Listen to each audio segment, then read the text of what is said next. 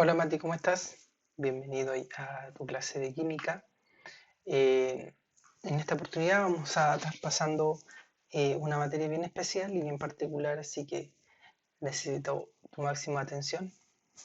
Eh, Comencemos. La unidad 1 contempla el estudio sobre la termoquímica. ¿Qué es lo que es la termoquímica? La definición más simple es que es una parte de la termodinámica que habla sobre los cambios energéticos entre las reacciones químicas. Ya el cambio energético en diferentes compuestos que reaccionen entre ellos y que liberan o captan energía, liberan o absorben energía, mejor dicho.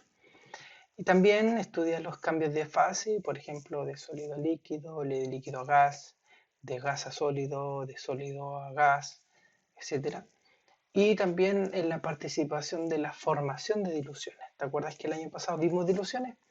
Entonces, en la formación de diluciones también hay cambio energético y eso también lo estudia la termoquímica. Una de las principales características de, los, de la termoquímica es que estudia los procesos que liberan o absorben calor. Cuando un proceso físico o químico libera calor, se habla que es un proceso exotérmico. Cuando un proceso absorbe calor, se le llama proceso endotérmico.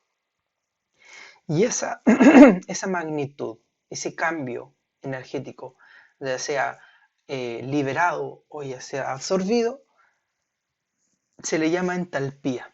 Y nosotros lo vamos a representar con ese símbolo que aparece aquí como un delta H. ¿Ya?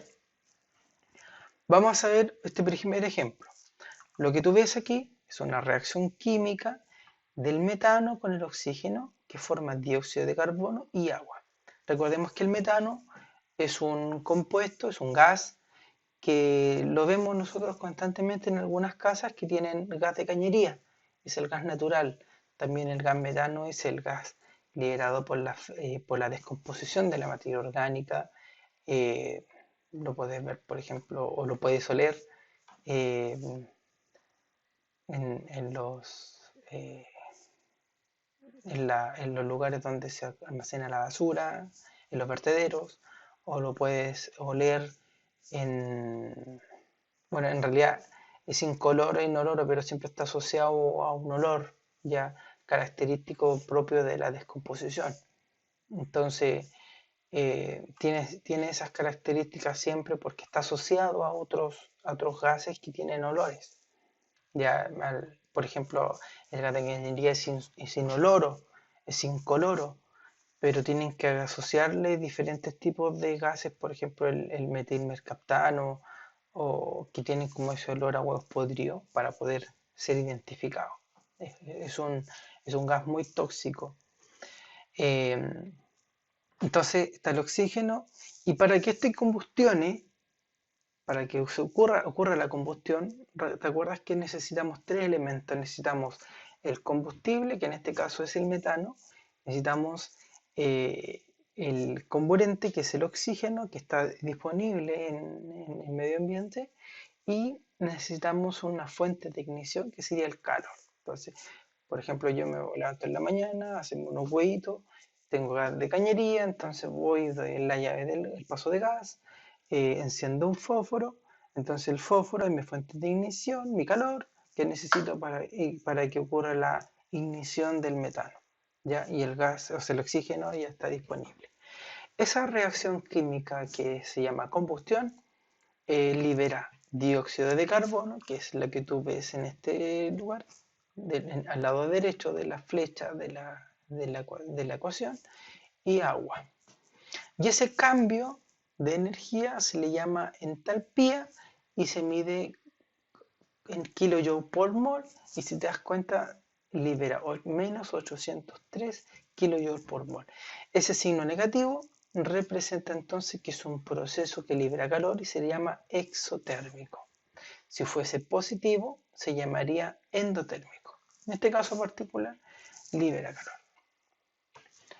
Aquí nosotros podemos ver, ¿cierto?, unos trocitos de metano quemándose. Los sistemas termodinámicos los podemos clasificar primero en tres. Primero vamos a definir el sistema, que el sistema es una parte del universo objeto de estudio. Tú eres un sistema. El computador o el celular donde estás viendo esta clase es un sistema. Si te estás tomando una taza de leche caliente o un café caliente o un té, es un sistema. Pero esos sistemas están clasificados en tres tipos. Puede ser un sistema abierto, en donde el sistema intercambia materia y energía con su entorno, o puede ser un sistema cerrado, donde se puede intercambiar solamente energía, pero no materia, con el entorno, y un sistema aislado donde no intercambia ni materia ni energía. En este esquema nosotros podemos ver, por ejemplo, un sistema abierto, un sistema cerrado y un sistema aislado. El sistema abierto libera calor, hay intercambio de calor con el medio, perdón, y hay intercambio de materia con el medio. El sistema cerrado, si te fijas en estas flechitas que están aquí, representa que hay un intercambio de calor con el medio ambiente, pero no hay una flechita que diga de materia. Por lo tanto, no hay un intercambio de materia con el medio. Y acá en sistema aislado tenemos un intercambio de nada. No tenemos ninguna flecha ni de calor ni de materia. ¿Ok? Vamos a ver algunos ejemplos. Lo que vemos aquí es una taza de café, que es un sistema. La taza es el sistema, pero es un sistema abierto. Ese sistema abierto está clasificado así porque si te fijas, hay vapor que está saliendo de la taza, vapor de agua, por lo tanto hay un intercambio de materia. El vapor es materia, por lo tanto, y hay un intercambio de esto con el medio ambiente. Eh, También tenemos intercambio de energía porque la taza está en contacto con el ambiente, por lo tanto, siempre la temperatura de un sistema que está a mayor temperatura va a querer igualarse con el otro sistema que está a menor temperatura. Y viceversa, el sistema que está con mayor temperatura va a querer igualarse con el sistema que está a menor temperatura. ¿Ya? Por lo tanto, siempre va a querer haber un equilibrio térmico. Y al querer llegar a ese equilibrio térmico, eh, y si los sistemas son abiertos, va a haber un intercambio de energía. Pero también existen los sistemas cerrados. En este sistema cerrado, por ejemplo, puede ser esta olla a presión. Si te das cuenta, las ollas a presión solamente hay un intercambio de calor, porque si tocáis esa olla que está en el fuego te va a quemar, entonces hay un intercambio de calor con el medio ambiente, pero no hay un intercambio de materia, está totalmente hermética, cerrada, por lo tanto no sale vapor de nada. Entonces ahí estamos hablando de un sistema cerrado. Y existen también los sistemas aislados. El sistema aislado entonces como un termo, no hay intercambio ni de materia, ni tampoco hay intercambio em, de materia ni energía con el medio. Las paredes de los sistemas pueden ser tipo permeable, o sea, que pueden permitir el paso de la materia, o impermeable, que no permiten el paso de la materia. Eh, Pueden ser conductoras o diatérmicas, que permiten el paso de la energía, o pueden ser aislantes o adiabáticas, que no permiten el paso de energía. También los procesos termodinámicos pueden clasificarse de los siguientes tipos: procesos isobáricos, procesos isotérmicos, procesos isocóricos o procesos adiabáticos. Eh, para esto me gustaría que hicieras eh, un estudio, unos ejemplos de procesos isobáricos, procesos isotérmicos, procesos isocóricos y procesos adiabáticos con unos ejemplos, ¿ya? Como tarea. Te lo voy a escribir también en el Classroom. ¿Ok? Bueno, ¿cuál es lo importante? ¿Por qué es necesario aprender estas cosas? Siempre todos los organismos o los sistemas que generan trabajo también generan liberan, liberan calor, liberan energía con el medio, por ejemplo, las personas o algunos procesos químicos liberan energía con el medio ambiente. Entonces, es importante estudiar eh, ese intercambio de energía. Ahora, ¿cómo estudiamos ese cambio de energía? A partir de un término que se llama calor. ¿Qué es lo que es el calor? Que es la forma de intercambio energético entre un sistema y sus alrededores. Y este se mide por la temperatura. Entonces, los sistemas termodinámicos no poseen calor, poseen energía. Y una de las formas que intercambian esa energía es el calor. ¿Ok? Esa en el fondo es la definición correcta. Una forma de medir, por ejemplo, el flujo de calor se llama calorimetría. Y el aparato que se mide ese flujo de calor, el flujo es, por ejemplo, cómo viaja el calor, cómo se transmite, se llama calorímetro. ¿Ya? Un ejemplo de eso es un termo. Empezamos entonces a ver algunos términos referentes al calor. Un término de esto del calor se llama calor específico. El calor específico es cuando se expresa por gramo de sustancia y se le denomina calor específico, y se expresa por mol de sustancia y se denomina capacidad calórica. Vamos a ver, capacidad calórica o calorífica es la cantidad de energía que absorbe un cuerpo y depende de su capacidad calórica. Esa es la cantidad de energía que absorbe un cuerpo. Entonces, un cuerpo, por ejemplo, una tetera, necesita, una tetera con agua, necesita, si yo quiero hervir, necesita absorber un cuerpo. Y esa agua que yo necesito que se caliente depende también de su capacidad calórica. ¿Y qué es la capacidad calórica? Es la temperatura que se necesita para elevar eh, su temperatura en un grado o en un Kelvin o en un grado Celsius. Así que mientras mayor sea su capacidad calorífica del cuerpo, mayor será la cantidad que se necesita para producir un aumento de la temperatura. Para esto nace un concepto que se llama calor específico. Y cada sustancia tiene un determinado calor específico.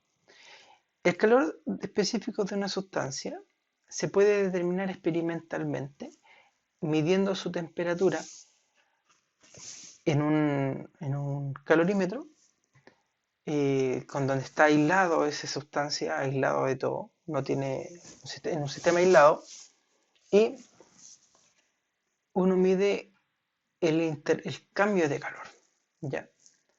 Que experimenta de acuerdo a su masa, a una masa conocida, cuando gana o cuando pierde calor. Por lo tanto, el calor específico va a estar determinado por esta siguiente fórmula. El calor específico va a ser igual a la cantidad de calor transferido dividido por la masa de la sustancia en gramos. ¿Por qué es importante la masa? Porque no es lo mismo calentar 100 gramos de agua a 20 litros de agua. No es lo mismo. Por lo tanto, la cantidad de calor a transferir va a ser mayor para para la que tiene mayor masa que la que tiene menor masa. Y también es determinante la cantidad de calor, o sea, cuánto calor necesito transferir para llevar, por ejemplo, de 3 grados a 10 grados, que de 3 grados a 200 grados, o a 100 grados una sustancia. Por lo tanto, el calor específico va a ser igual a la cantidad de calor, lo vamos a abreviar de esta manera, dividido por la masa por la variación de la temperatura en grados Celsius. Existe ya calor específico de alguna sustancia que ya está tabulada a 25 grados Celsius, que es por lo general la temperatura estándar para estos estudios que han hecho los científicos. Entonces la sustancia, por ejemplo el nitrógeno, tiene un calor específico de 1.04 joule partido por grado Celsius. El aluminio 0,9 joule, que es una unidad de energía, una unidad de medición de energía por grado Celsius, etc. Tenemos el fierro, el mercurio, y tenemos también de compuestos como el agua, el metano, el dióxido de carbono, el carbonato de calcio. Ya, ahí tenemos algunos. Vamos a ver un ejemplo. Si se requieren 209 joules para aumentar la temperatura de 50 gramos de agua en 1 grado Celsius, estamos hablando del calor específico, ¿cierto? O de la capacidad calórica. Necesitamos 209 joules para aumentar la temperatura de 50 gramos de agua en 1 grado Celsius. ¿Ya?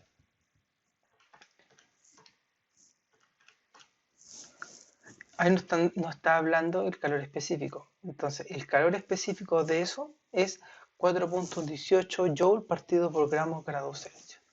Ahora, si se deseara aumentar la temperatura de 200 gramos de agua en 20 grados Celsius, entonces puede ser, por ejemplo, el 200 gramos de agua que está a 1 grado Celsius y que quiere llegar a 20 grados Celsius, o porque queremos aumentar 20 grados Celsius. Entonces puede ser, no sé, de 40 a 60.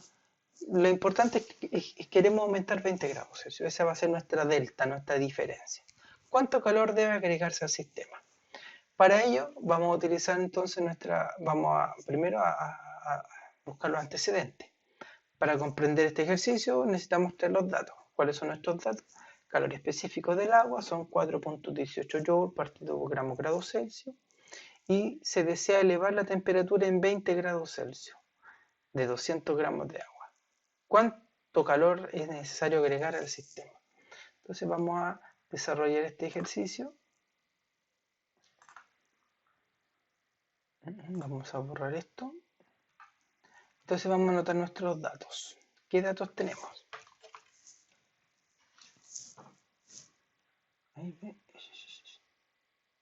Ya, datos.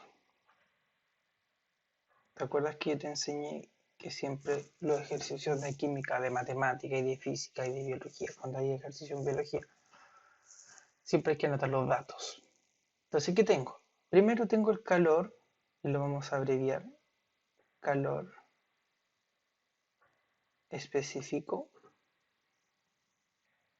del agua. En algunos casos se abrevia de esta manera. Yo no sé por qué no se me ocurre. Ahí se me escondió. Vamos a anotarlo así, mira. Anotar una C mayúscula es, y aquí abajito como subíndice es del compuesto del elemento o la sustancia, del compuesto o el elemento que estamos estudiando. Entonces el calor específico del H2O, que es el agua, es igual a 4.18 joule partido por grados Celsius. Es gramos por grado Celsius. ¿Y qué otro antecedente tenemos nosotros? Que es el delta T, que es la variación de la temperatura, va a ser igual entonces aquí a 20 grados Celsius. ¿Y qué otro antecedente tenemos? La masa del agua. La masa del agua son 200 gramos. Ahora recordemos nuestra fórmula. Nuestra formulita decía que el calor específico va a ser igual a la cantidad de calor dividido por ¿qué? Dividido por la masa por delta T, que es la variación de la temperatura. Entonces, nosotros ahora lo que vamos a hacer es reemplazar los datos que tenemos. Reemplazamos entonces calor específico va a ser igual a la cantidad de calor, que es nuestra incógnita, porque eso es lo que nosotros queremos saber.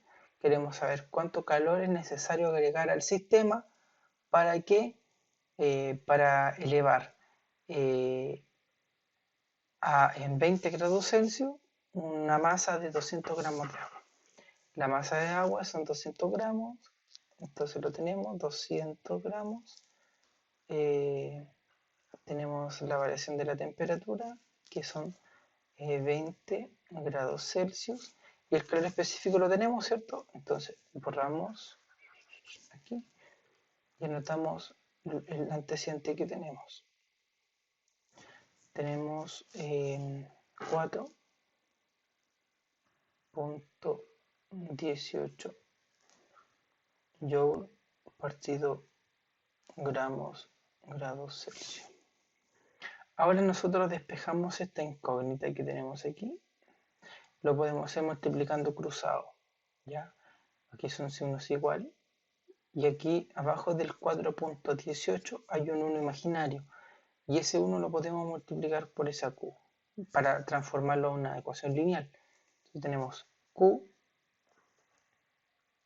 va a ser igual, que es mi cantidad de calor necesaria, va a ser igual a 4.18 joule partido por grados Celsius multiplicado, voy a mejorar ese 8 que está ahí que me quedó harto feo, un 8 ahí, por 200 gramos por 20 grados Celsius. ¿Ok? Entonces nuestra cantidad de calor, utilizamos nuestra calculadora científica. Aquí está nuestra calculadora científica. Tú debes tener una igual. Creo que el año pasado también le enseñé a descargar le hice descargar una calculadora científica en sus celulares. 4.18 por 200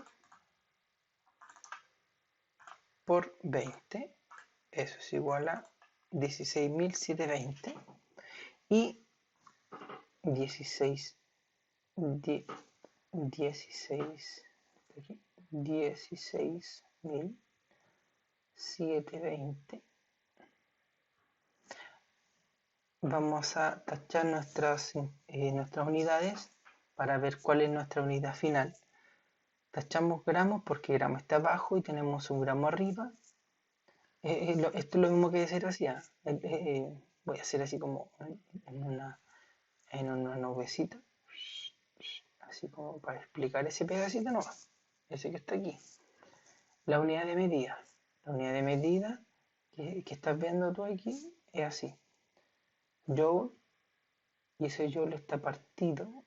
Yo lo noté de esa forma, pero en realidad también se puede anotar de esta forma como para explicar gramos y grados Celsius por gramos que está aquí arriba por grados Celsius que está aquí arriba. Entonces, es como decir 1 dividido por 1. Es 1. ¿Por qué? Porque es por el mismo número. O decir 9 dividido por 9 es 1.